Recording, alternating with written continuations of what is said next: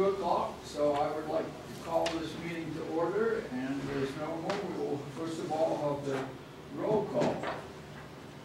I'll do that since Robert isn't here. Okay. We have Vice Mayor Lewis serving in for Mayor Whitmer. So Vice Mayor Lewis. Present.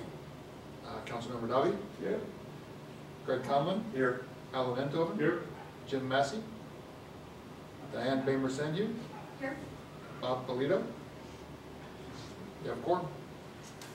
Okay, thank you. Next item on the agenda is public comments, and I understand that Alan Einthoven wants to be a member of the public at the moment. Make some comments.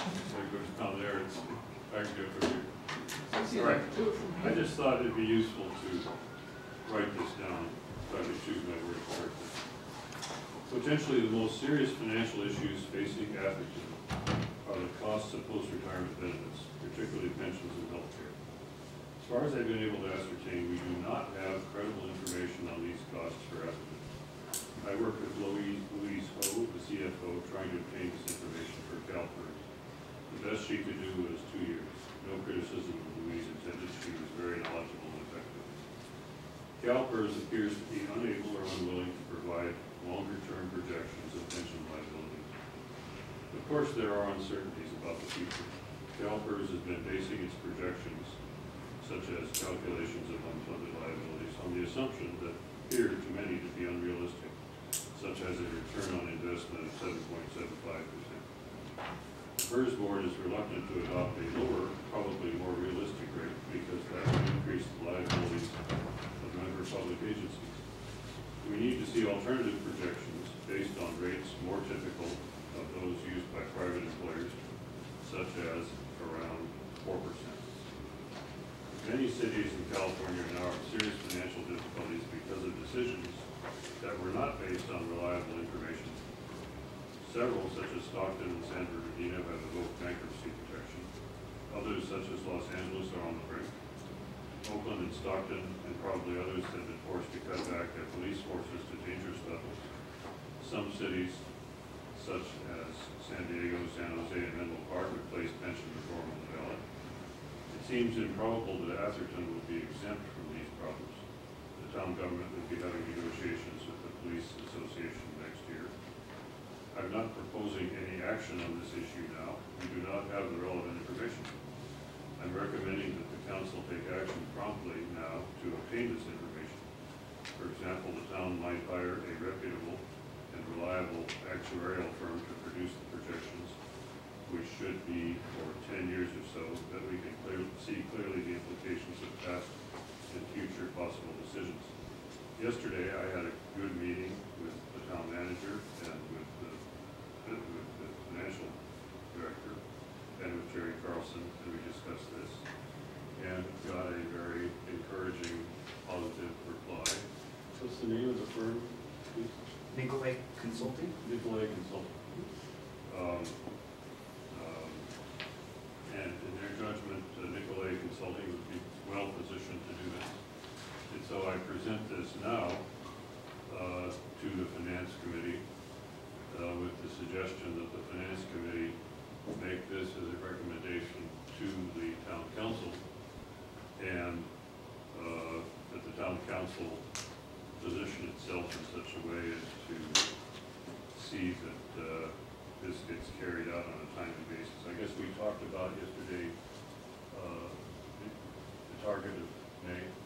A target for completion of May, bringing it to the Finance Committee at its January meeting, which at this point is proposed to be a joint meeting of the Finance Committee and the City Council.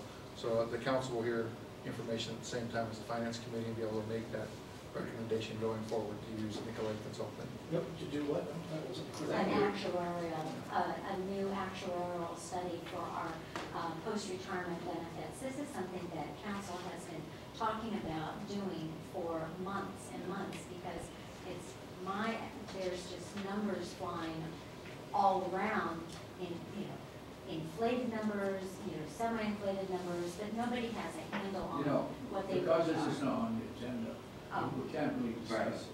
Okay. So thank you very much. And it's very, very interesting, but as I say, we're going to obey the rules, we can't discuss it. Can we act on it? No. No. Because it's not on the agenda? No, it's not on Can I ask him questions? the- No.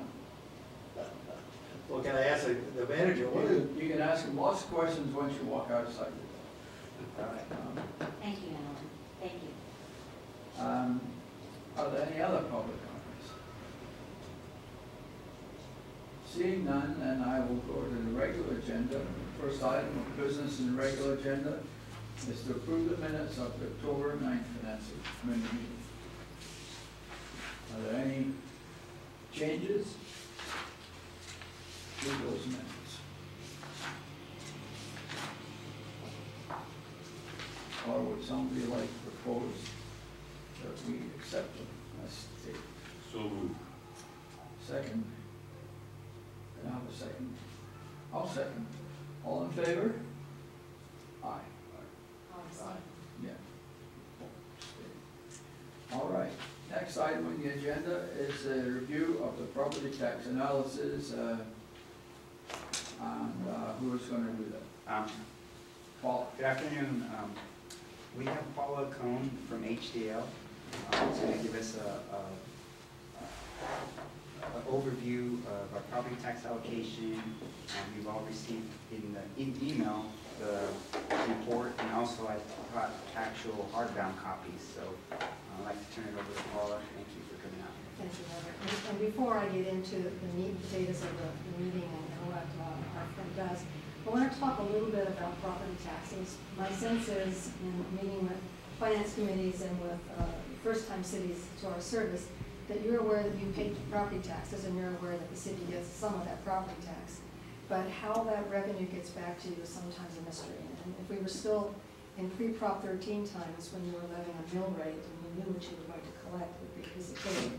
But in the past 34 years, after the adoption of Prop 13, with all the flips and swaps and shifts that have happened in the intervening 34 years, it is a very complex thing indeed right now.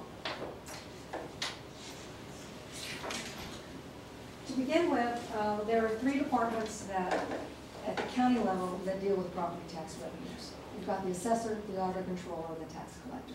Often they don't speak real well with computers to each other. They have their own little elements that they're taking care of, and they're not integrated in terms of one department and the other departments being able to talk back and forth.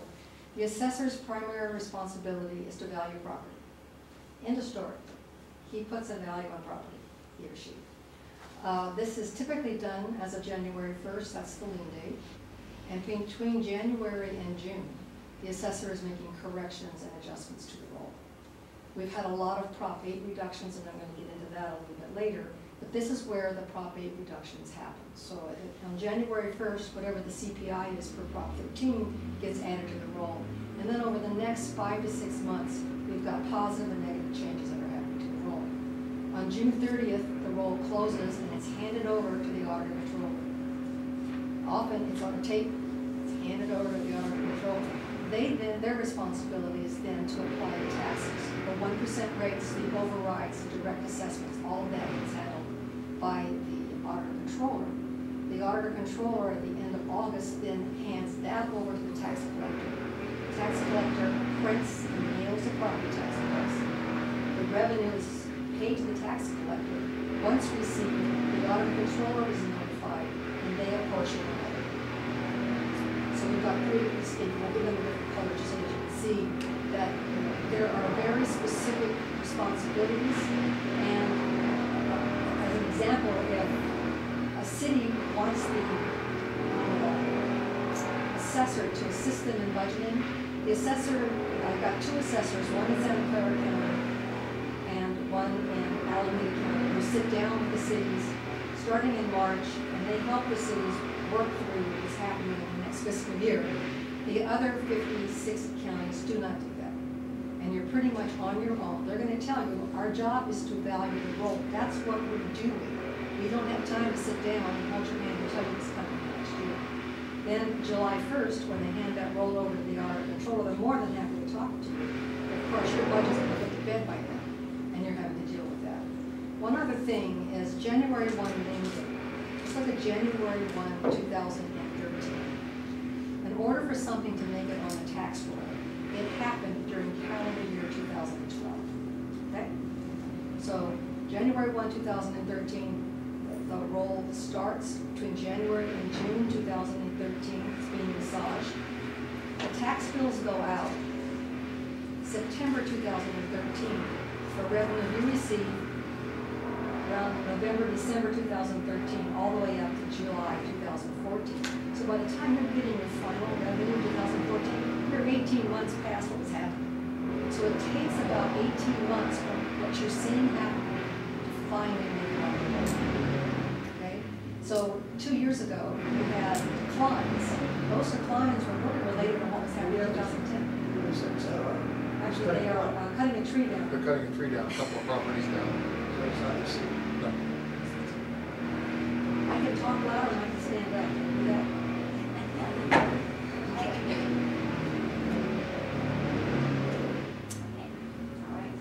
Starting in 1978 with Prop 13. And after Prop 13 was adopted, there had to be a mechanism to take what used to be revenue received and put it in this 1% model, because what Prop 13 did is it limited the tax on property to 1% of the value. It could only grow a maximum of 2% a year. It would only grow more than that if it changed hands or if it added new construction. So there were very finite terms on Prop 13. So what happened after Prop 13 was the auditor controllers had to develop a way of taking what was before and putting it in this 1% model. So what happened was, and it's a little bit later in the slide, I'll cover it now, they looked at the revenue that the city of Atherton generated in the 3 years prior to Prop 13. And let's say, for instance, you received 10% as a city of all the revenue in the town of Atherton in those 3 years prior to Prop 13. You receive now 10% of the 1%. The schools receive 40%, they receive now 40% of the 1%. That was first audited in 1988, 10 years after it was adopted.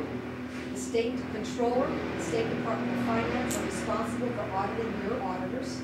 They did do that audit. They found that that calculation was sound. There were no major deficiencies in that. There were other deficiencies, and those had to do with supplemental assessments. They had an admin fee on that, the Special District Augmentation Fund, RDAs, other factors that we really didn't have going on. Okay. Give me one of those mics.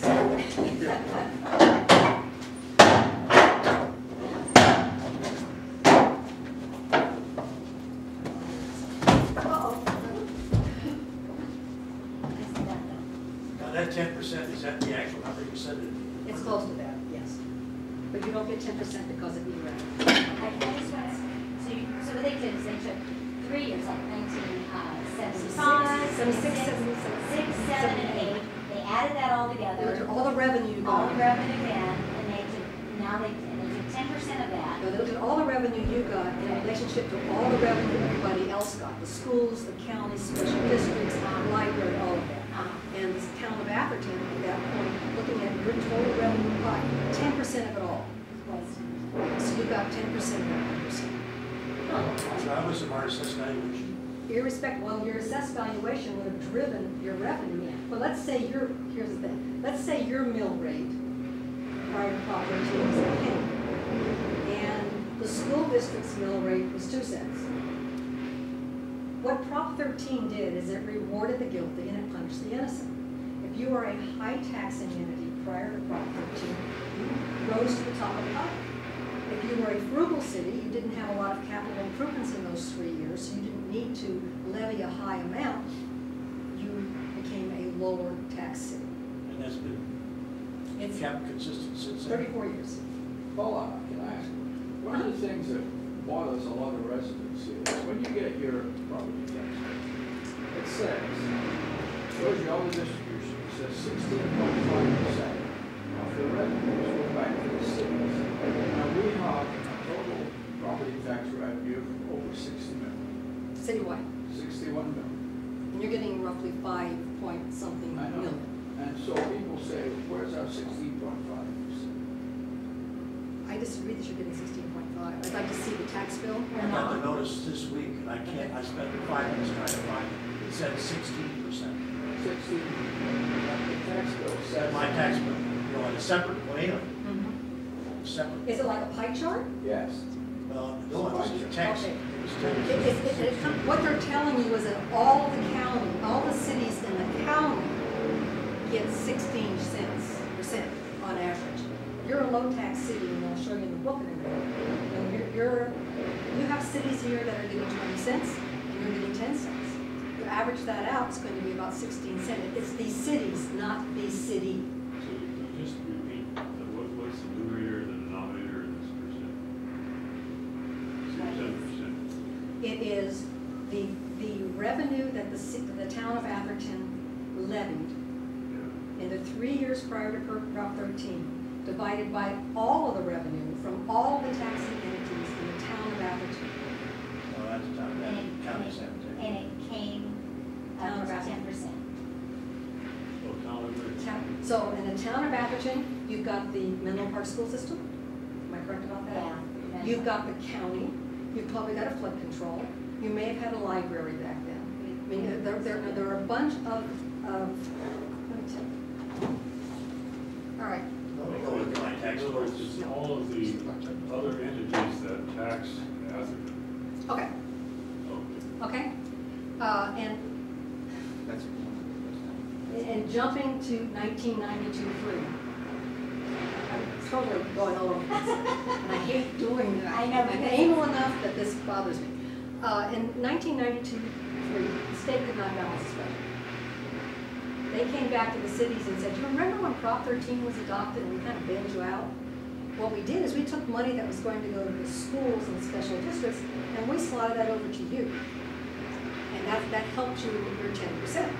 And now we can't balance the budget, so now we want you to give some of that back to the schools so we can keep ADA money.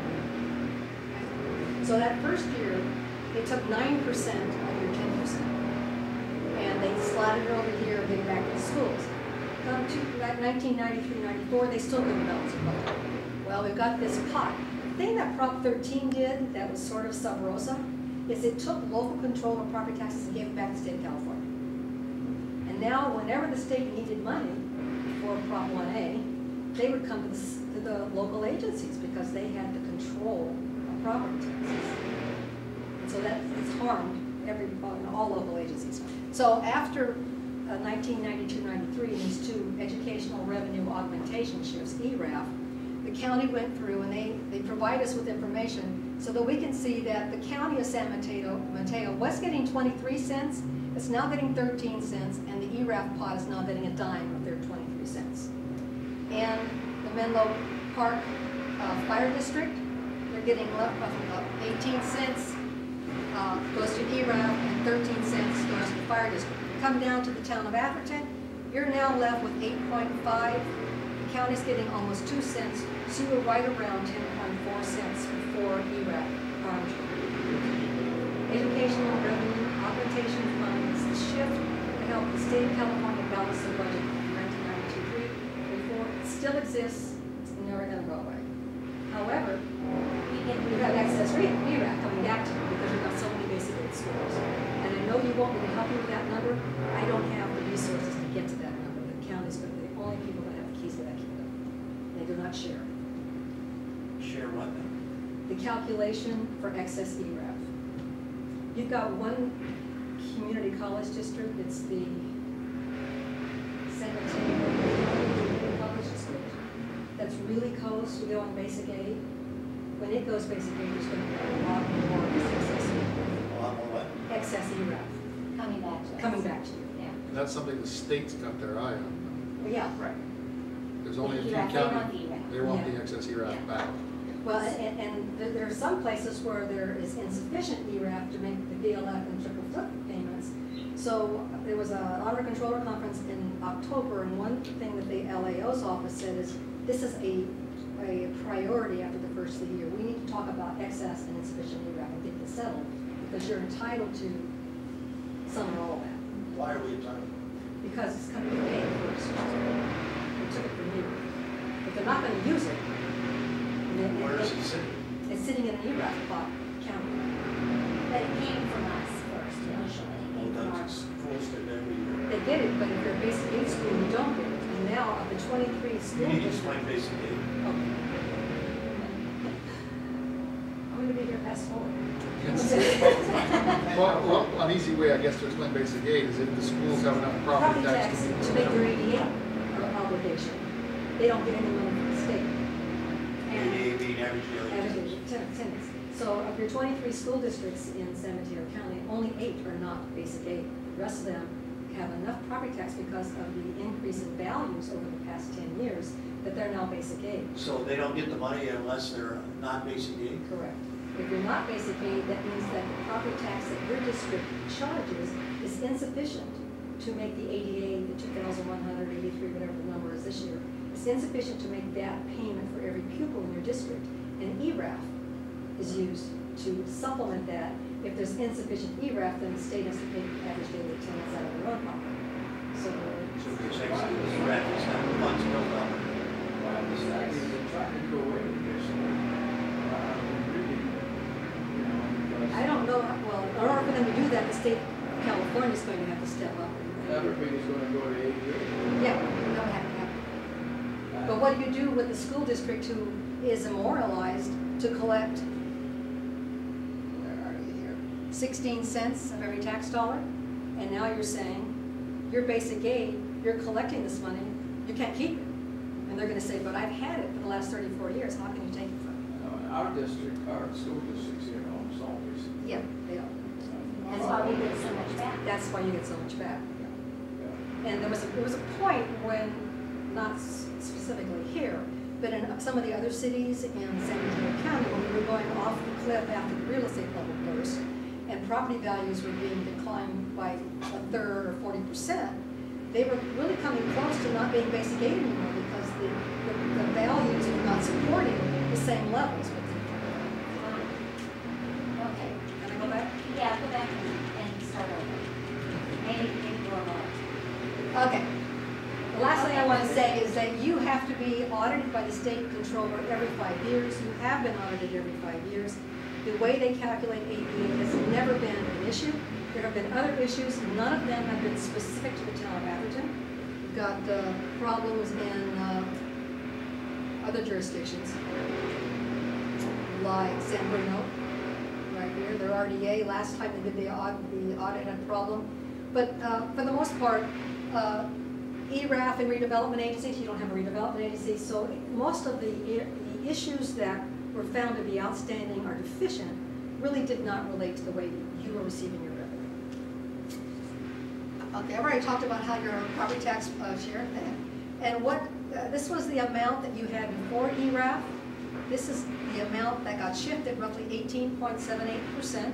23% is average, so you're a little lower than average, and you're now left with 8.5, almost 8.6 cents of every tax dollar collected. So the brochure we're getting with the property taxes should say 8.5%. If it is specific to the town of Atherton and not all cities in San Mateo County. But the number would be 8.5%, because we don't even calculate 8.5. On the financials, I can't get that close. It's like 7%. I just wondered. I can't. All right. And you're satisfied we're getting 8.5? I am absolutely satisfied. My estimate right now, I think, is about 5.7. Your budget showed a 3% increase at 5.3. You had a 9% increase in value this year. So I think we're really close. I do not have admin fee on mine because I never know. You're talking about 5% still. No, I'm talking about the growth in Assessed valuation. assessed valuation. Yeah. You grew 9% between 11 and 12. So you're really, what you're saying is there's nothing we can Well, yes, there's something you can do about it. If you think that the voters in the town of Atherton would be willing to pay for an override or for a parcel tax. do. We do have a partial We already tax. have a Okay. partial. But what you're saying is that This- there's nothing we can do to get most of our property tax money back. Not to increase that rate, no. It seems like we pay, because, so our property tax revenue has increased exponentially since 1978. Oh, Okay, so if Not it's, exponentially, 1% a year. 2% a year on average. No, it's no, it's more than that, Yeah. because, But you have to use Yeah. So, Right. Okay, so our overall bottom line property tax revenue going to the county is huge compared to what the original formula was based on. And if we took that It's good to have you in revenue, my room, Elizabeth. okay? Next slide. Okay. Well, I can't believe it. Let me, yeah, Okay. what happens every year is the county sums all the revenue that every jurisdiction is going to get. Okay. Town of Atherton, Town of San Bruno, East Palo Alto, they sum all the cities, all the school districts, all the county shares, and they get a total revenue that's going to be collected countywide. Your amount is then divided by that, Okay, okay? And that's called the apportionment factor. okay. Now, when Prop 13 was adopted, we didn't have computers. The only way for the county to get revenue back to you was the simple way. So they figured out what share of you are you of every tax dollar collected in the county. And as the money comes in, you get that share. Everybody gets kept whole. Okay? So when the town of Atherton, back in 1978, you were probably, I was going to say, let's say you were a mid-range value city. You may have been a high-range value city of the county total, which was a known number.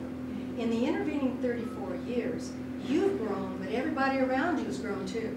So the pot has grown, and you've grown. So your relationship to that pot is not the way it was back in 1978. You may actually be, this apportionment factor, you may actually have a slightly higher apportionment factor, or it may be lower. Because you're self-contained, you're not building all the commercial and industrial that some of your neighbors are. So they may be growing value quicker in those realms than you. So the pot is growing, and you may actually be a little smaller piece of that huge pot, of a large pot. Or you may be the same. You know, I don't have the 1978 data. But is it adjusted to reflect that? Or It is totally is. Every year, the county makes that adjustment. And what are they using as a base, the revenues? They used revenue of last year and looked at every tax rate area in town. If the value grows, the revenue grows. If the value declines, the revenue declines, and they sum them all up. Because our value should probably go up because of the extension. You actually went down in 2011-12. Well, that was because it was a recession, not since. Correct. But since then, you've gone up 9%. you know, even with commercial buildings and everything else, they can only tax 1%. That's true. And therefore, But that's new No, value. They no, add that's the new construction. value. the new value they can tax. Right, but let's say that you had a piece of vacant land, or you had an underutilized piece of land. You bulldoze it, you build a 4-story hotel on it. $50 million. All I'm saying is, that I have to believe that our revenues based on 97 at least double what they were. But you said that the value's gone up 5% in the last year? 9%. 9. Here's a 5-year history of the town of Atherton. At the top, I've got land improvements, personal property exemptions. That's the way the county breaks down the value on its reports to you. At the bottom, I've got gross assessed value and net assessed value. The brown bar is the current year, 2012-13. The difference between gross and net is that you have properties in town that do not generate tax bills. Properties that you own, or the county owns, or some school owns, some non-taxable Schools. property, schools. So those total values actually grew 8.8%. But when I wipe out the non-taxed properties and just look at the properties that receive tax bills, it grew 9.0%. The county of San Mateo grew 3.3%, and that's the whole county, including you, in that same time frame. Wow. Back in 2010-11, you were flat. You actually went down 0.1%. Now, you went down 0.1 in a period of time where we saw 4% and 5% reductions in some of the other The communities. county went down 1 point. Correct. Correct. So you've always outpaced the county. All right? Are we gonna get more revenues this year as a result of that? Yes, you are. 9% more? Yeah, Roughly. our revenues have gone up. And you budgeted 3% more, not you, but your predecessor budgeted 3%. There was about 4.1% more in property taxes budgeted compared to last year. So you've got some excess That's revenue. 5%, that's a lot. So how does that work? We get some of that revenue back, is that what you're saying? Pardon me? So we get some of that revenue back? That's how much we're getting back. That's how much your values generate for you this year. But does that mean we get more money back? You want money back? You get allocated 9% more. We We budgeted did- for 4%. yeah. We We're gonna get- allocated 9% more than we got last year. Correct. Right. Right. So Yeah. that would be helpful because we get 5 to 6 million back. Roughly, Right. yeah, about almost, I have 5 about 6.7, this year we budgeted about 7 million total. Yeah, and my figures only look at secured, unsecured, and homeowner exemption. Right. So your supplementals, your taxpayer refunds, those kinds of things are not. Yeah. So how much roughly another It's 600,000? Yeah, about 439 based on the, what the county had given us 439,000. estimates, yeah. What do you see? It's in his staff report. Well, can you explain that, like, touch base a little bit, that's probably what the ABA is, that's the increment factor. That's how it changes, right? Right, the apportionment factor, the Is ninth, the 8th or 9th digit out there every year based on your growth, Robert's stuff. yeah, changes. Okay. Boy, I want to stop just one other thing, because we talked about apportionment and receiving revenue. okay. The town of Atherton has very little unsecured assets. You don't have businesses where you've got business property inside a business. That's what unsecured property is. Now, you have almost 99% of your value in secured property. You got less than 1% on the other. In the county of San Mateo, that split is 95-5. The county's distributing revenue to you based on its receipts. So the fact that you've got 99% of your value in secured, you're only going to get 95% of your revenue in secured. You're going to get 5% in unsecured, even though you have no unsecured in town. That's why you have an unsecured amount on your budget line. So if I were to give you a value of tax based on your revenue value, on your value, it would probably be, tens of thousands of dollars, not the 200 and something thousand that you're showing in your budget. And I've always tried to get people to budget property tax and not secured and unsecured because of that. Unless you're able to know from one year to next what that split's going to be countywide, you're always going to miss the mark. But if you budget property tax and you see a 9% growth, you'll be okay with that. But again, trying to get people to change for 34 years, no can do. Again, looking at, and this is part of the book that I put together, looking at the values between the two tax years. This shows the number of parcels by use type. Your residential, you have 2,485. Last year you had 2,485, so you didn't get any new homes this year in terms of residential. No, we have no new Point parcels. those numbers out. Okay. Right there, 20, that's the number of properties in residential use in 2011, 12, and 12, 13. Last year, those residential properties were at about 6.1 billion. This year, they're at 6.7 billion. What's happening, the properties that either are being held during that depressed market are finally being offered for sale again, and they're selling for more than the assessor enrolled value. You had a lot of properties, not as much as some, but during 2008, 9, and 10, Prop 8 reductions were granted by your assessor. After Prop 13 was adopted, which are provided for a 2% CPI every year, someone raised their hand in the room and said, well, what happens if my house burns down? Are you still going to increase it 2%? Yeah, that's what Prop 13 says. So Prop 8, the next November, was also adopted, and what it said is if there is a disaster, a calamity, a downturn in the economy where the market value is not what the assessor has enrolled, the assessor is required by law to review that property and install the market value. So in your case, in 2008, there were 25 pieces of property that had sold around the peak of the bubble, but other properties in the neighborhood were now starting to sell for less. And the assessor goes, okay, I better go out and look at these. And by neighborhood, he reduced those properties about $6.8 million. The next year, we added more, so these are cumulative numbers. Where's my pointer? Come on. It went down. This is value, this is assessed value. This is assessed value. So the next year, we added about 58 more properties. We had 93. And the assessed value that the between tax years has been reduced by 62 million.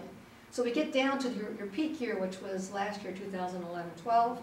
We had 267, actually a little less than the prior year, but this amount had been taken off the roll. So in reality, if the economy were to have turned around in a heartbeat, and we would have been where we were in 2006-07, with the jobs and with the crazy lending practices and with the prices of the homes getting bid up, this is the property value that the assessor has to recapture.